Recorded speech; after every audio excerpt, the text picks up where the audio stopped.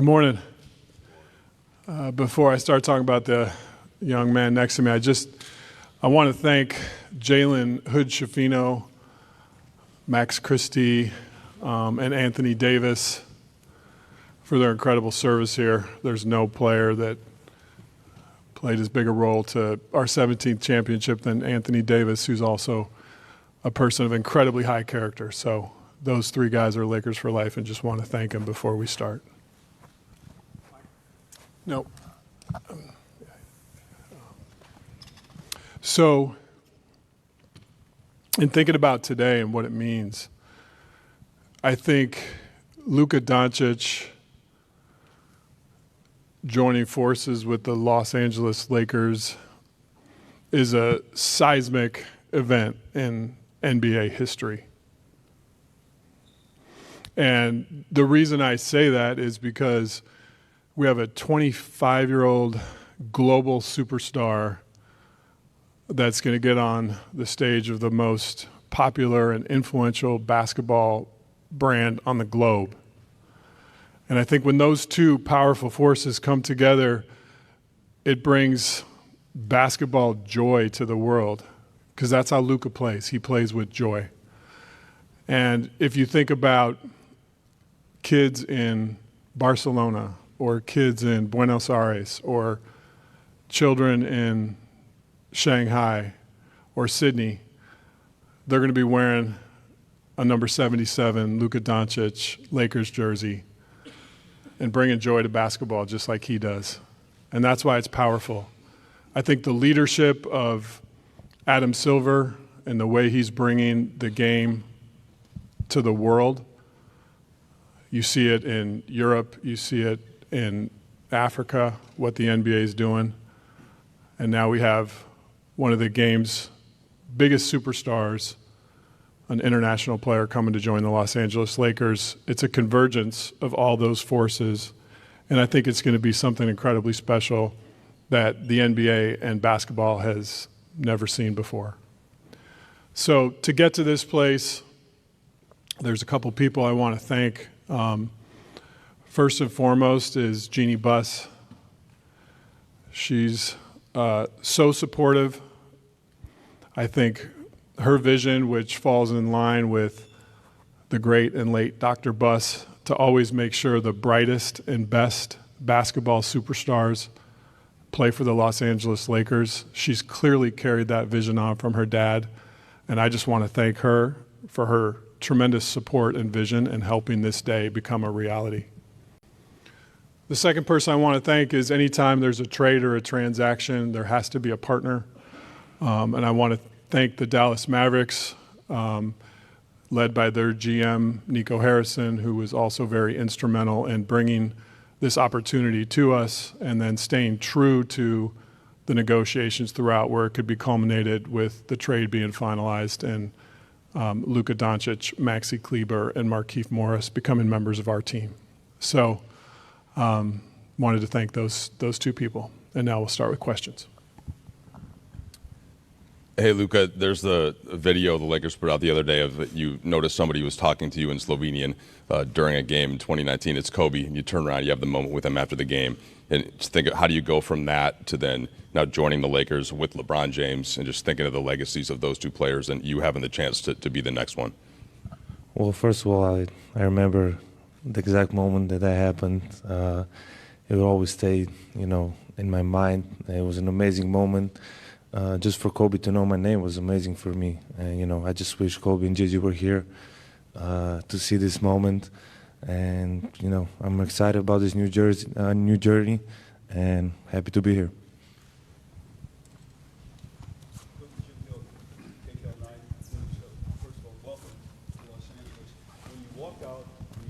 All of us here standing here waiting for you to come. What's your reaction to seeing all of us here to welcome you to Los Angeles?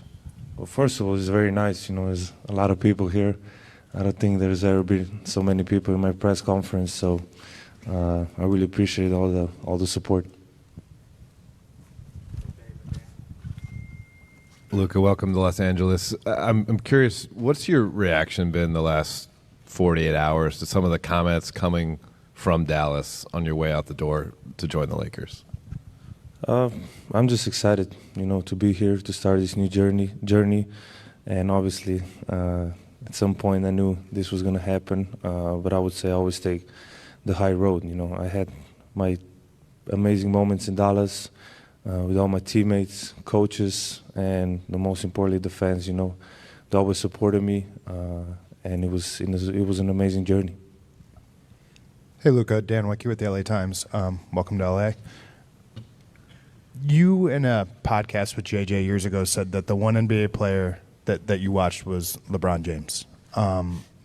What is your kind of reaction to being able to now play with him, and how do you think that's going to work for the two of you guys on the court? It's just like a dream come true, I always look up to him. There's so many things I can learn from him, and I'm just excited, just to learn everything, and now I get to play with him. So it's an amazing feeling.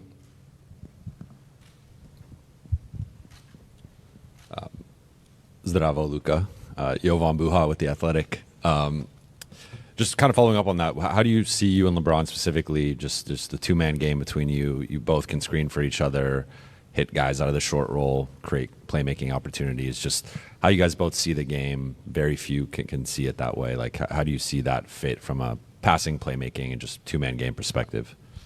Yeah, I think we both make our teammates better. I think our IQ is very high, so I think that's going to help everybody. But obviously, I really haven't think about basketball much these days. But I'm just excited to work with him. I work every day here, so every day that goes by is going to be better. Luka, Kobe Price, SoCal News Group. Welcome to LA. Got one for both you guys. First for you, Luka. I think you even wrote in a social media post that you thought that Dallas is going to be a place that you're looking forward to win championships, staying for your career. Emotionally, what have the past 48 to 60 hours been for you in coming to LA? Well, it was hard first. That first day was really hard. I felt like this last 48 hours was 1 month. Like 2 days ago was 1 month ago. So emotionally it was really hard. But every day that like today was much better. I'm just very happy to be here for this opportunity. It's the Lakers. It's one of the best clubs in history. So I'm excited to be here. And for Rob, Nico was speaking with reporters, I believe on Sunday after the trade. He praised you specifically for, keeping the negotiations between you two up until I imagine the final moments. At what point did you, introduce this trade idea to Jeannie, and what was her initial reaction when you told her about it? Yeah, so this all started with the coffee in Dallas where Nico approached us with the concept, and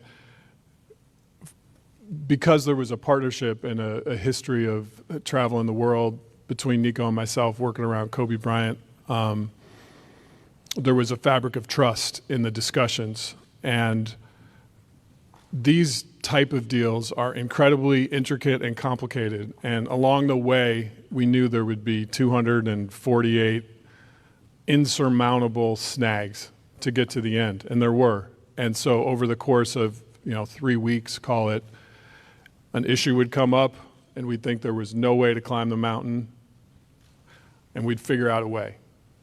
Then the next issue would come up, and you just keep going, and you stay committed to the work. You stay committed to trying to get the deal done in a partnership sense. I think a lot of people talk about negotiations in terms of who won and who lost. I try to approach a negotiation in the sense of how do we build a partnership where we can get to the end? And I think that was the lens that we worked and the premise we worked under. And when the concept was initially introduced to us, it was, hey, the only way we can even have these discussions was if it's between owner and GMs. And there was a commitment to that. And if we broke that commitment by talking to anyone else, this day would never happen. So I think trust was at the center of all those discussions. And I called Jeannie after the coffee in Dallas and brought her in immediately, as I do with everything. Her and I have a really strong working relationship, and the fabric of that is that we share things in real time. And she was extraordinarily excited and hopeful that we could get to the end, which we were able to do. Hey, Luka and Rob, Melissa Rowland, Fox Sports. Over here. I have a question for both of you guys. Obviously, from the league's biggest superstars to fans, people were shocked that the Mavericks were willing to deal a 25-year-old superstar in his prime who has another 10 years at least ahead of him. What was both of your guys's, I guess, Rob, what was your level of shock that this was even on the table? And Luka, what was your level of shock that the Mavs were willing to deal you? I try to take everything in stride. I think, you know, it's interesting if all of us watch Luka play. He has a combination of basketball joy and killer instinct, which is really rare. That was number 8, number 24. And I think learning lessons from that mentality are to stay in the moment. And so I don't think of it in terms of shock, surprise. I think of it in, okay, this is coming at me. It's like a game. You know, maybe a blitz is coming at Luka.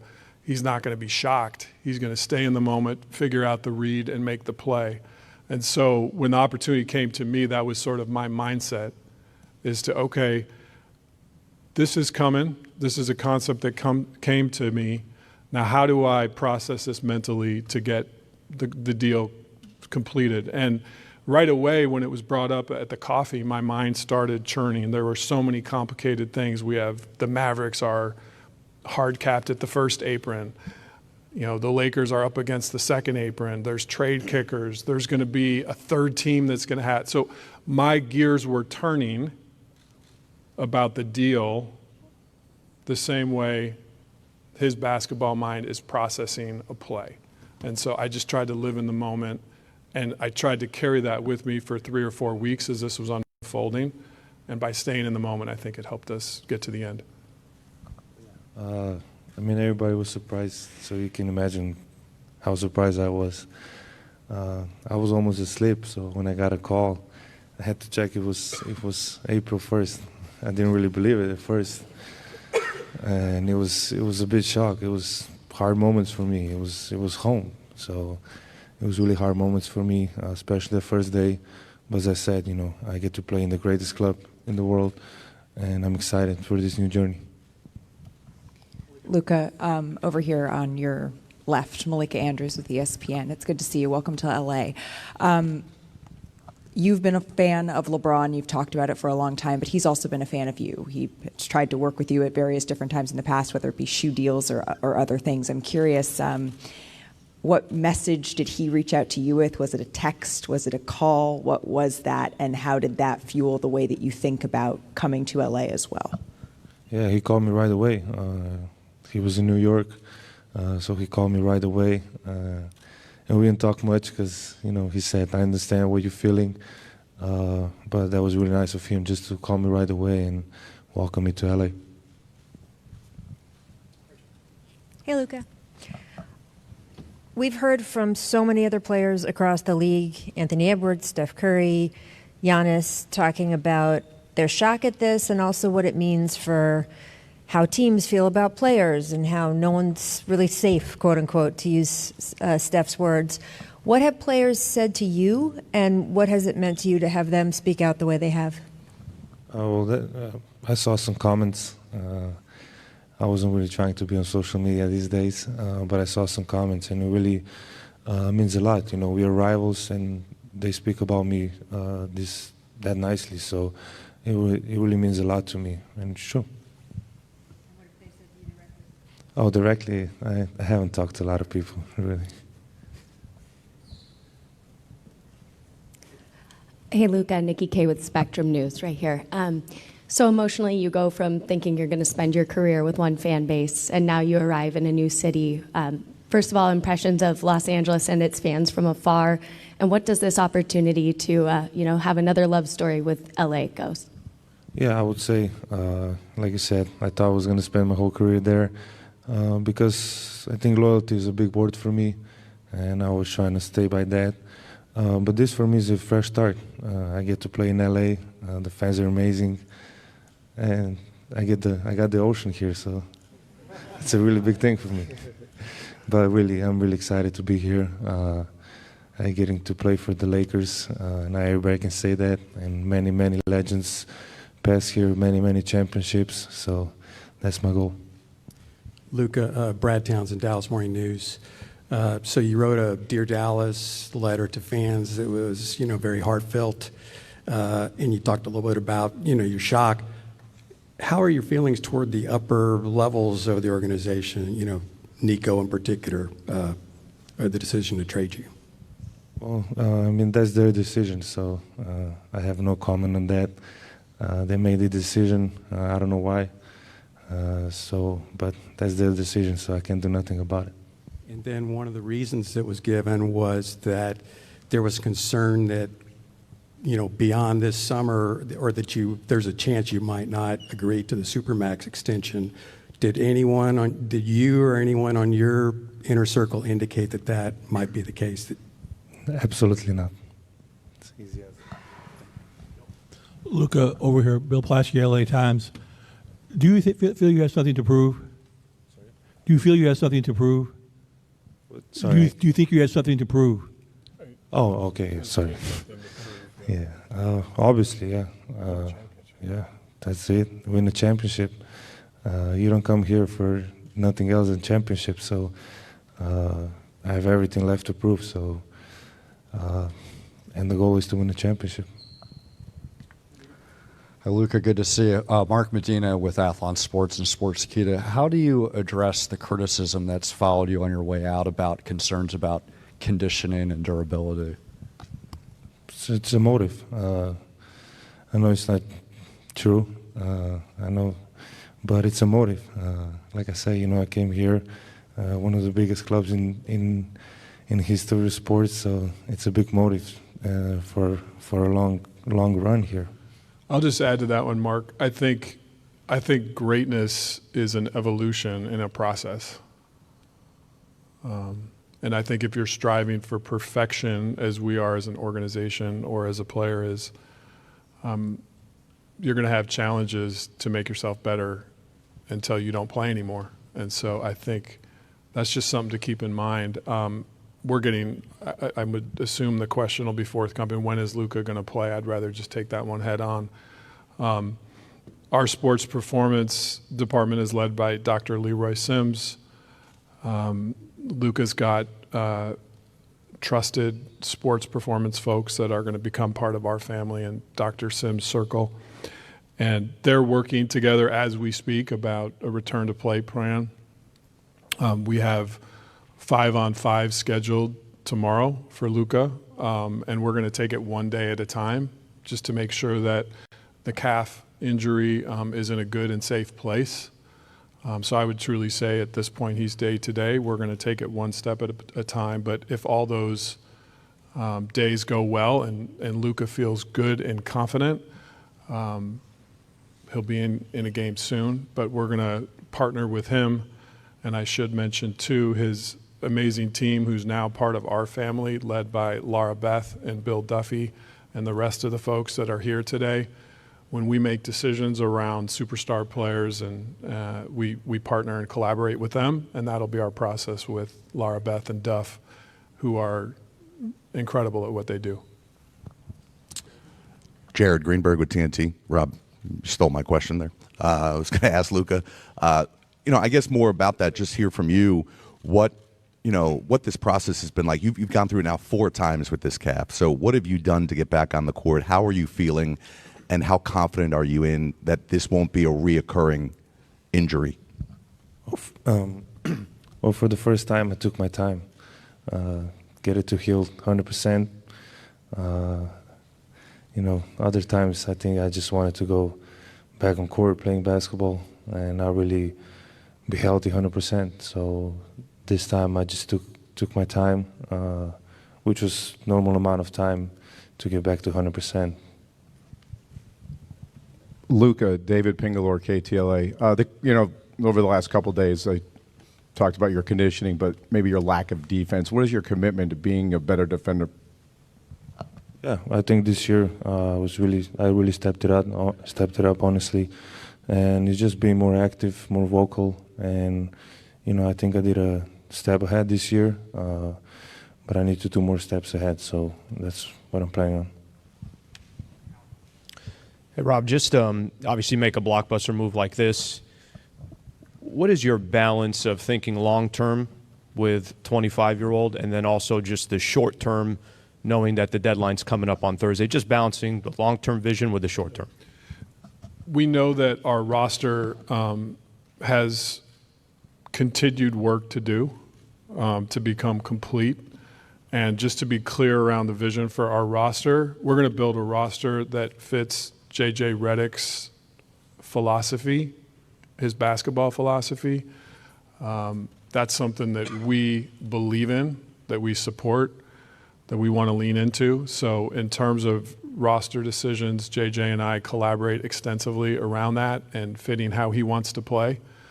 We know we have a need for a big. The market for bigs right now, leading into the last 2 or 3 days of the trade deadline, is very dry.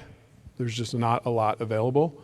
So maybe we'll be able to do some stuff around the margins. I would say in terms of a big move for that position, it's probably more realistic that that would be something that comes in the offseason. But Luka will be at the center of that as we build for the long term. We want to format a team that fits JJ's coaching style and his strengths and his needs to help us win a championship with the other people that are also on our team right now who are going to be a big part of that winning as well. But your question was about long term, so I'm speaking more to long term. Luka, I know you had about 13 games as a teammate with JJ in Dallas, and just wondered what that was like for you, the relationship that you formed, and then your thoughts about playing for him as a coach. Yeah, I mean, first of all, he couldn't move at all, so it wasn't moving. No, but it was a great relationship. I really respect him. You don't see me go on podcast. I went on his podcast twice, so you know how much respect I have for him. So I'm really excited that I can play for him.